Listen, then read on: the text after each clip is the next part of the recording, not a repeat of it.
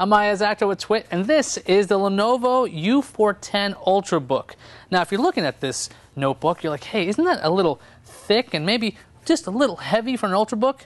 You're right, it's pretty hefty. It's a 14-inch notebook, but it's got a lot of ports on it. We've got two USB 3.0 ports, we've got an HDMI, we've got Ethernet, we've got an SD card reader slot. On the other side, we've got two ports for USB 2.0 and a headphone mic jack right there. Otherwise, not a whole lot else around the actual notebook. Inside this machine, we've got Intel Ivy Bridge, so that's the latest and greatest processors you can get. This unit had 8 gigabytes of RAM, and inside, it's great. Performance-wise, it's very, very solid.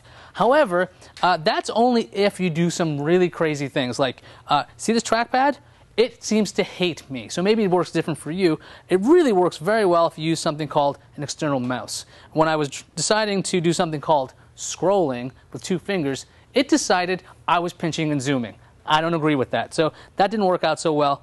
The build quality on this is pretty chintzy. I'm really surprised at how poor this thing is put together. If I push on the keys, just like in the other Ultrabook I've tried out from Lenovo, there's actual flex under the tray of the keyboard. It's really unsettling because you feel like you're going to break this thing. On top of that, we've got a very interesting design element. I don't know if this is a bug or a feature. When I was picking up the notebook to put in my bag, I heard a noise. The bottom of the case here apparently is not exactly attached to something inside the notebook. So it makes this clicking noise, which freaks me out because this thing costs $800 when it starts at $800. So you're paying $800 and you can't really use it. It's kind of a pain. One more thing about the design, and this bothered me because the predecessor to the 410, Lenovo's other Ultrabooks, they had a nice big lip over. Opening this is not as easy as it used to be.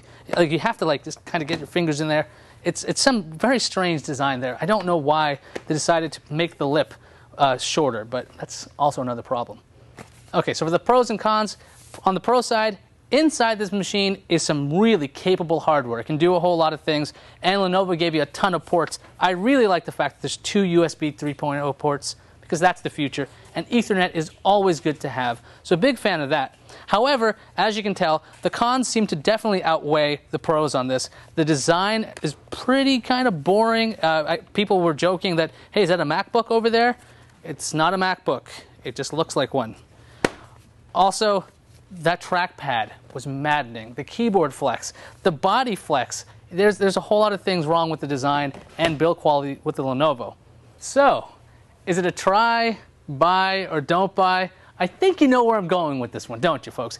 $800, I'm going to say don't buy. At that price, buy yourself a nice desktop computer and then get a mouse that works, a keyboard that works, and a monitor that has a better resolution than 1366 by 768. I'm Iyaz Akhtar with TWiT, and this is the IdeaPad U410.